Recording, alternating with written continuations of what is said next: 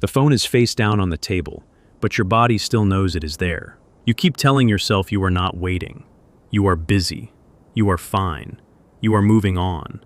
And yet every time the room gets quiet, some small part of you turns toward that silence as if it were a door, as if it might open, as if it might finally say your name. That is the strange thing about his silence. It does not behave like ordinary silence. It does not feel empty. It feels charged. It feels like something is being withheld on purpose, like there is a sentence paused halfway through the air, and you are the only one still listening for the rest of it. So you read it. You read the pauses, the delays, the unread message, the way he disappeared after saying almost enough.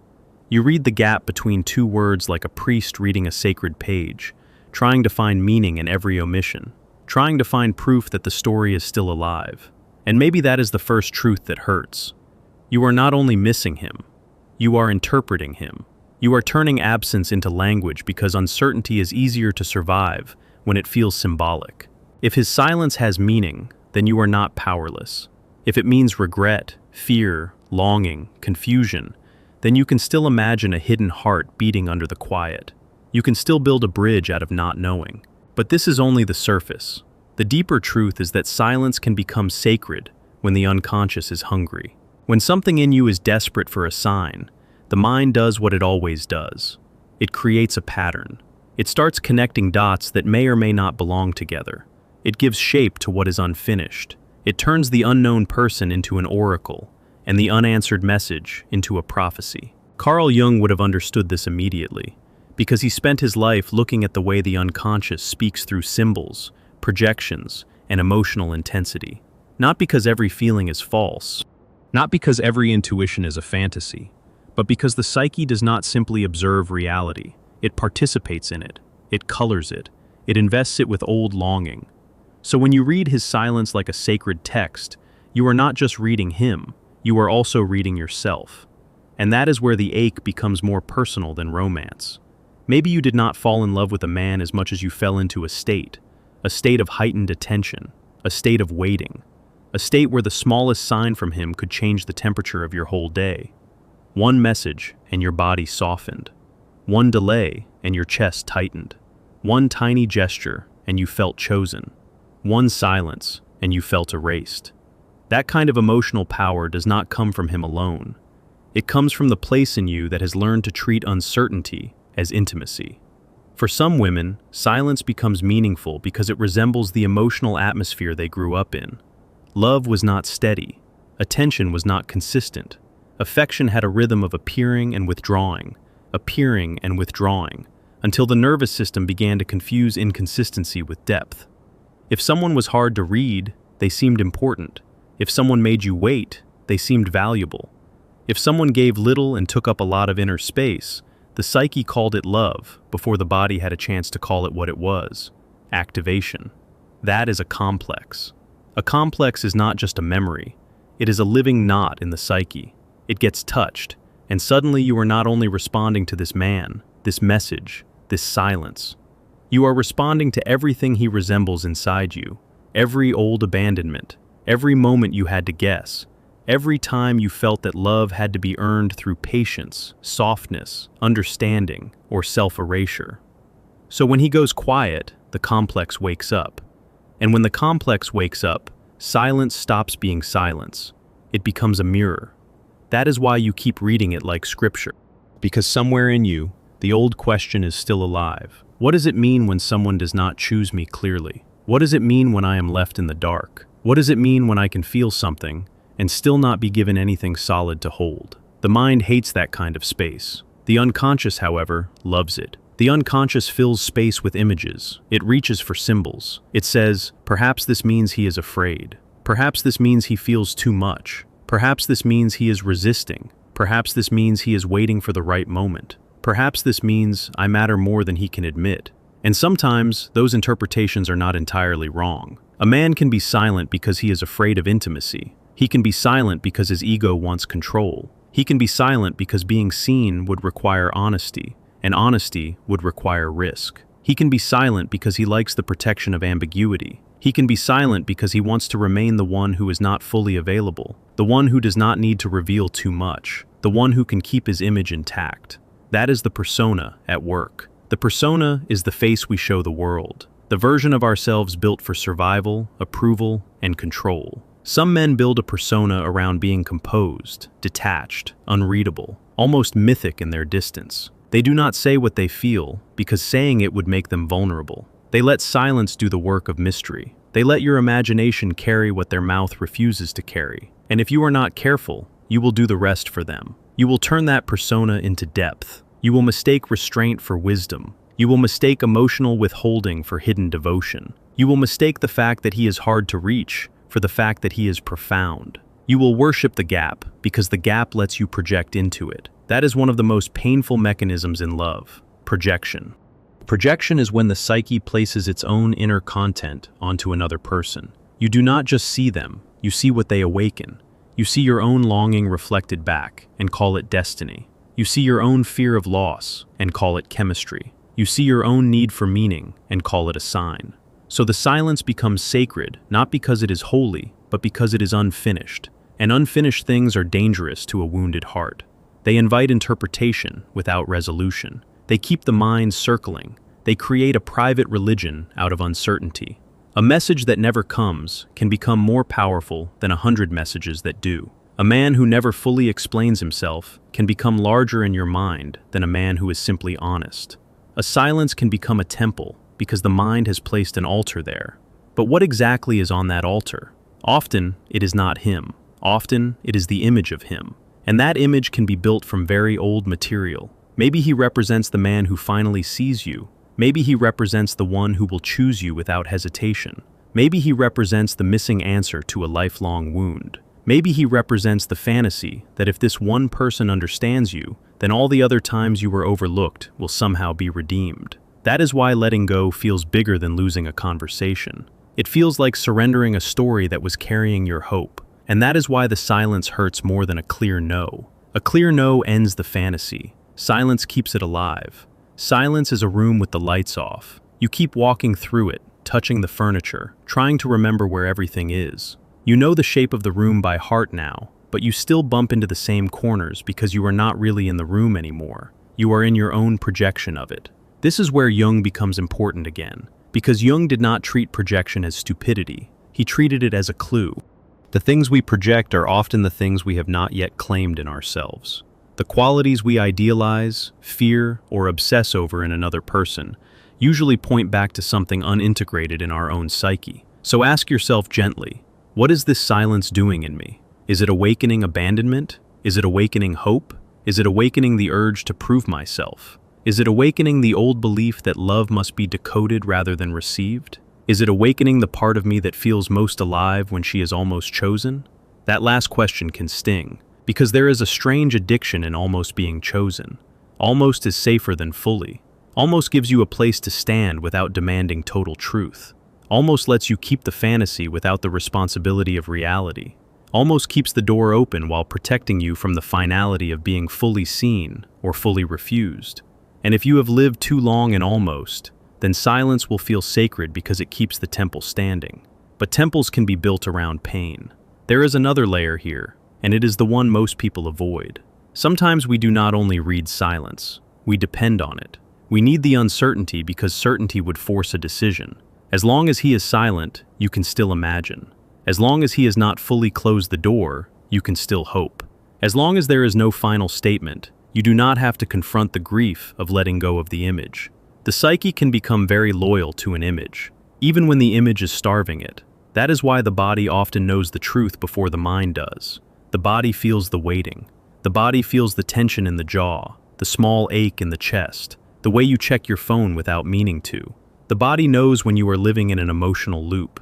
It knows when your attention has been captured by a symbolic absence. It knows when your nervous system has started treating a person like a weather system. And maybe this is the moment where you need to hear something plain. A man's silence is not a scripture unless you make it one. That does not mean it means nothing. It means you cannot hand him the authority to define your reality. You cannot let every pause become a prophecy. You cannot keep translating ambiguity into destiny just because your heart hates the plainness of not knowing. Sometimes silence is fear. Sometimes silence is ego. Sometimes silence is immaturity. Sometimes silence is confusion. Sometimes silence is a person keeping you in emotional suspension because they like being wanted more than they like being known. That last one is hard to admit because it removes the romance. It makes the story less mystical and more human. But human truth is often what frees you. The moment you stop calling every unspoken thing sacred, you begin to see what is actually there. And what is actually there may be far less grand, but far more useful. Maybe he is not a hidden oracle. Maybe he is a man with defenses. Maybe he is a man who likes being pursued. Maybe he is a man who avoids vulnerability by letting you do the emotional labor. Maybe he is a man who enjoys the comfort of being idealized from a distance. Maybe he is a man whose persona is more developed than his capacity for intimacy. And maybe you are a woman whose longing has been trained to worship distance. That is the real meeting point, not fate, not telepathy, not a cosmic puzzle, a pattern. A pattern between someone who withholds and someone who interprets. Someone who stays vague and someone who fills the vagueness with meaning. Someone who protects himself through silence and someone who protects hope through interpretation. This is why the connection can feel so intense without being so deep. Intensity is not always depth. Sometimes intensity is just a wound being pressed. You may have felt that pressure as love, because love is the word we use when the heart is lit up. But the heart can be lit up by recognition, by fantasy, by fear, by old chemistry, by unmet needs, by a projection that lands exactly where your longing lives. That does not make your feelings stupid, it makes them human. And it means the task is not to shame yourself for reading him. The task is to stop making your entire emotional life depend on what the text seems to say. Because what if the sacred text is not his silence? What if the sacred text is the part of you that keeps reading it? What if the real message is not about him at all, but about the shape of your attention, the place where your self-worth becomes negotiable, the old habit of treating uncertainty as proof of significance? That is where individuation begins. Individuation is the slow process of becoming psychologically whole. It is the movement away from unconscious possession by old patterns and toward a more conscious relationship with yourself. It is not glamorous. It does not always feel empowering at first. Often it feels like grief, because when you become conscious, you lose the luxury of illusion. But you gain something better. You gain contact with reality. And reality, even when it hurts, is cleaner than obsession. There is a moment in every woman's life when she has to ask whether she is in love with a person or with the emotional state that person creates. Whether she is attached to who he is or to who she becomes when he might choose her. Whether she is responding to his character or to the fantasy that his attention would finally settle something inside her. That question can be brutal, because if the answer is the fantasy, then the silence was never just his. It was also the silence around your own needs. The needs that never got spoken clearly. The needs that were softened, hidden, minimized, or made smaller so they would not scare him away. The needs that learned to survive by being patient. And patience, when it is chosen, is a strength. But patience, when it becomes self-abandonment, is a cage with pretty walls. That is why some women feel guilty when they stop reading the silence. They worry they are being cold. They worry they are giving up too soon. They worry they are no longer spiritually open, emotionally generous, or feminine enough. They worry that letting go means they did not love deeply enough. But love is not the same as self-erasure.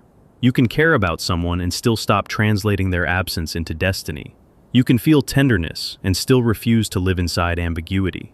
You can remember the good moments and still admit that the pattern is costing you peace. This is where the shadow comes in.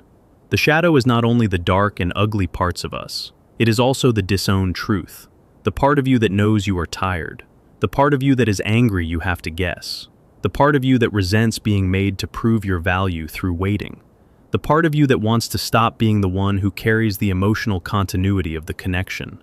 Maybe that shadow has been whispering for a long time.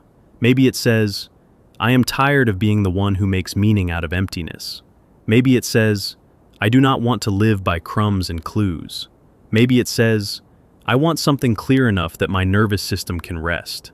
That is not neediness, that is wisdom. And wisdom often arrives disguised as exhaustion. You may think you are still reading his silence because you care, but sometimes you are reading it because you are not yet ready to release the version of yourself who is hoping. The hopeful self can feel noble. She can feel loyal. She can feel deeply feminine, deeply open, deeply capable of seeing what others miss. But if hope becomes a way of avoiding grief, it stops being a virtue and starts becoming a trap. The grief is not only about him, it is about the time you gave to an unfinished story.